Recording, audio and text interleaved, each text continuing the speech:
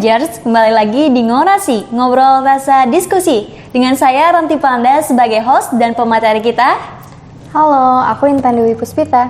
Nah Teteh, gimana nih sekarang kabarnya? Alhamdulillah baik. Baik. Nah denger-dengar Teteh itu ikut PMM ya? Nah kalau boleh tahu PMM itu apa dan juga nyari informasinya itu di mana gitu Teh? Oh oke. Kalau misalnya PMM itu ya kan PMM Pertukaran Mahasiswa Merdeka. Nah itu tuh salah satu program dari Kemendikbudristek, Kementerian Pendidikan Kebudayaan, Riset dan Teknologi. Dan itu salah satu program itu kan dari MBKM ya, Merdeka Belajar Kampus Merdeka, dan salah satunya itu ada PMM. Nah jadi buat PMM itu buat mahasiswa seperti kita bisa belajar 1 semester di universitas lain. Nah Gitu. Lalu selanjutnya itu informasinya itu dapat dari mana? Kalau sebelumnya itu dapatnya itu dari Instagram, dari informasi-informasi melalui cutting. Kalau Teteh boleh tahu dari mana? Oh, kalau misalnya aku pertama kalinya itu dari Instagram. Tapi awal-awalnya tuh dari TikTok dulu sih, kan aku Gen Z banget ya. Masya Allah. Nah, dari sana tuh kan sering tuh di beranda aku kayak muncul yang PMM itu. Nah, dari sana aku jadi ngepoin tuh Instagram PMM.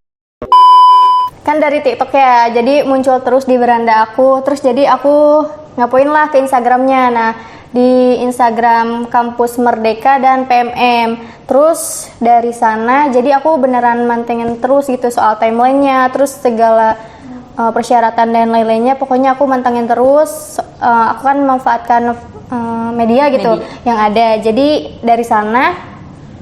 Selanjutnya sih aku nanya ke Cutting? Iya benar, ke teman aku. Ada juga yang alumni PMM 3. Nah dari sana ya udah berlanjut lah sampai bisa gitu.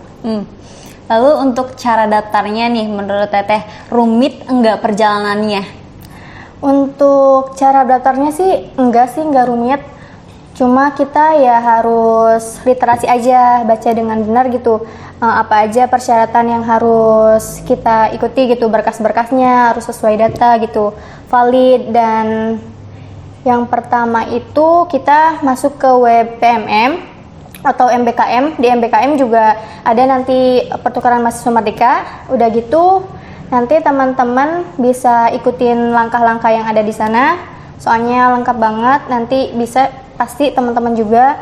Terus nanti buat validasi kayak gitunya ke Telegram yang aktif. Teman-teman harus punya Telegram yang aktif. Terus nanti lanjutin aja ke isi profil dari teman-teman kayak gitu. Katanya di PMM juga itu ada ngisi soal Teh. Soalnya kan di kemarin di yang ke sekolah-sekolah itu katanya ada yang ngisi soal kayak gitu. Nah kalau ini kayak gimana misalnya? Oh, kalau di PMM itu tesnya itu tes kebinekaan sama VChat. Nah kalau misalnya kebinekaan itu tentang keberagaman yang ada di Indonesia tentunya. Terus kalau misalnya soal VChat, teman-teman itu ngisi tentang kepribadian teman-teman sih. Dan itu pasti teman-teman bisa banget buat isi, soalnya mudah banget. Dan yang paling penting sih teman-teman jaringannya harus oke, lancar. Harus lancar. Soalnya nanti tuh harus direkam gitu, ya. Pokoknya jangan sampai ada kendala deh di jaringannya. Ini nih ngomong-ngomong apanya nih yang direkam Teh? Jadi kita waktu ngerjain soal tes itu, jadi nanti kita ya direkam dari kan ada webnya gitu, ya.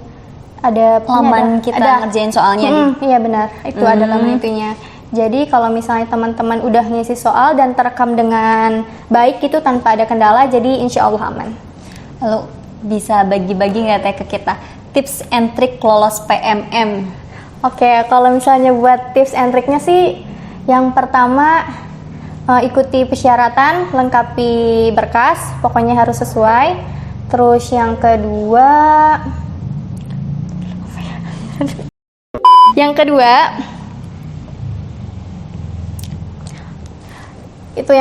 ikuti tes dengan baik. Terus yang ketiga, teman-teman jangan lupa minta restu dan doa dari orang tua teman-teman, kan itu lumayan ya. Itu mah perlu. Iya perlu banget, soalnya kan kita keluar pulau ya, ke universitas lain gitu. Jadi Ya pasti ada yang khawatir gitu, orang tuanya.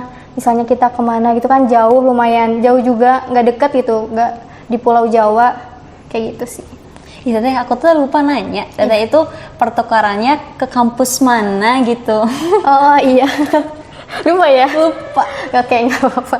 Jadi kalau misalnya aku PMM-nya itu ke Universitas Hasanuddin. Wow, jauh banget. Iya, di Sulawesi Selatan, di Makassar gitu. Nah, apa aja pengalaman yang Teteh dapat dan juga manfaatnya sampai sekarang? Oke, pengalaman ya banyak banget pengalamannya. Apalagi kalau misalnya ini tuh relasi sih, pasti banget relasi ya. Udah mah gak cuma dari Sabang sampai Merauke aja. Soalnya di Unhas itu ada kelas internasional. Jadi alhamdulillah sampai sekarang aku tetap berhubungan baik dengan teman-teman yang internasional juga ada. Terus selain itu dari PMM juga aku jadi tahu tentang kebinekaan di Indonesia itu beneran, dari budayanya, suku, agama, ras, itu pokoknya keren banget deh. Itu yang buat aku kayak wow, ternyata Indonesia emang beneran se-amazing ini. Terus itu sih, apalagi ya?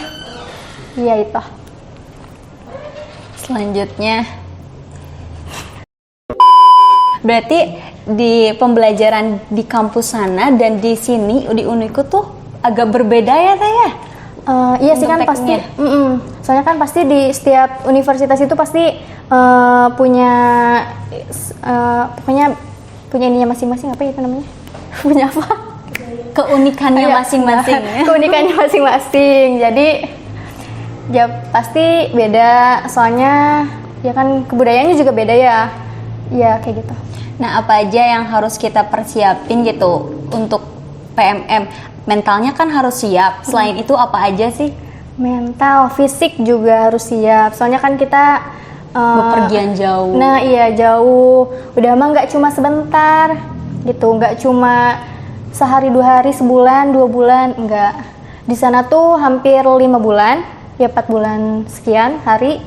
Udah gitu kan kalau misalnya kita sakit berabe juga ya di pulau seberang gitu. Kalau apa-apa kan ya lumayan repot juga. Jadi pokoknya fisik kita benar-benar harus dijaga. Terus yang terakhir anggaran sih. Itu juga perlu dipersiapkan. Soalnya kan meskipun dapat beasiswa dari pemerintah, tapi kita juga tetap harus nyiapin gitu. Terus dianggarin juga kalau misalnya udah dapat, biar kitanya nggak biar kitanya tuh keuangannya tetap stabil gitu. Iya, soalnya kan lumayan juga ya buat biaya hidup kita, terus buat kesana kemari, makan, segala macam deh pokoknya kayak gitu. Nah, dengar-dengar nih ada modul Nusantara. Nah, modul Nusantara itu apa, kegiatannya bagaimana? Oh, kalau misalnya modul Nusantara itu, jadi itu salah satu kegiatan yang dilakukan di saat weekend, Sabtu atau Minggu. Jadi kita tuh pergi ke suatu tempat wisata sejarah kayak gitu untuk mengenal lebih dalam lagi tentang keberagaman di Indonesia, khususnya waktu kemarin saya tuh di Sulawesi, terus kayak gitu sih. Jadi mengenal teman-teman yang satu kelompoknya juga. Soalnya kan itu beneran lumayan lama ya, jadi harus akrab gitu. Bukan cuma sama mahasiswanya aja, tapi sama dosen-dosennya juga ada. Terus, udah sih kayaknya. Udah. Ngomong-ngomong Teh, ini kan ada makanan. Mau dimakan boleh? Oh iya boleh. Dimakan. Ini boleh makan nih berarti. Boleh. Okay. Minumnya juga ada. Berarti ini makan. makan. Iya. Oke, terus. Pakai tangan nih. Pakai kaki. Oke. Dimakan ya. Iya, semoga. Jangan sendiri dong. Oh iya, no. Ditemenin. Teman-teman mau? Enggak. Oke.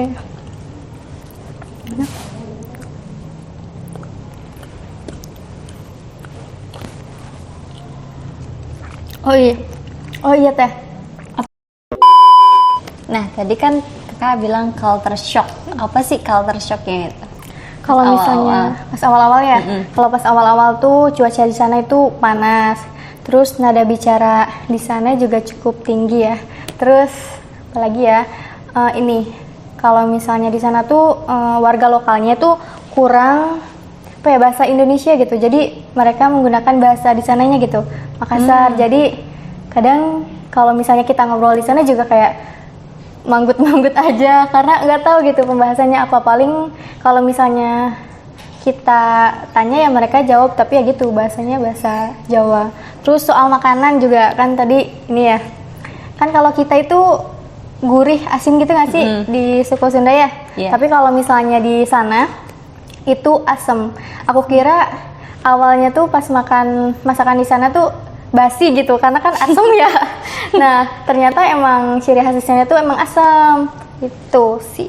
Gitu. Nah, untuk konversi mata kuliah nih, kan kakak ikut PMM. Nah, konversi mata kuliahnya tuh berapa? Kalau misalnya ini tuh batasnya tuh 20 SKS ya. Nah, alhamdulillahnya Prodi juga ngebantu. Terus kan sebelumnya juga setelah waktu nyari universitas tuh buat kita ke universitas lain tuh nyari juga mata kuliahnya tuh sesuai gak sama yang ada di Universitas Kuningan gitu. Jadi alhamdulillahnya gampang buat diobrolin gitu sama Prodi, dan Prodi pun mendukung gitu sih. Mendukung. Nah, kan di daftar nih, apakah bisa saya misalnya gitu mau ikut PMM tapi ikutnya tuh ke Universitas Indonesia ataupun ke IPB gitu, apakah bisa begitu? Oh, kalau misalnya soal kayak gitu sih nggak bisa, soalnya kita tuh nyari universitasnya tuh di luar pulau yang kita tinggal gitu, Di luar Pulau Jawa berarti? Gitu. Kalau misalnya kita di Pulau Jawa ya berarti kita harus ke pulau ya Sumatera, Kalimantan, Papua ataupun Sulawesi kayak gitu. Jadi kalau misalnya kita ke UI atau IPB gitu nggak bisa gitu. Nah, teh kan ini udah nih sesi-sesinya, pertanyaan-pertanyaannya udah segitu dulu. Nah, teman-teman, tadi pertanyaan-pertanyaannya seru banget loh, dan itu mudah-mudahan bermanfaat bagi kalian yang mau ikut PMM. Sekian dari saya, Ranti Planda, sebagai host kali ini. Sampai jumpa di lain kesempatan. Dadah.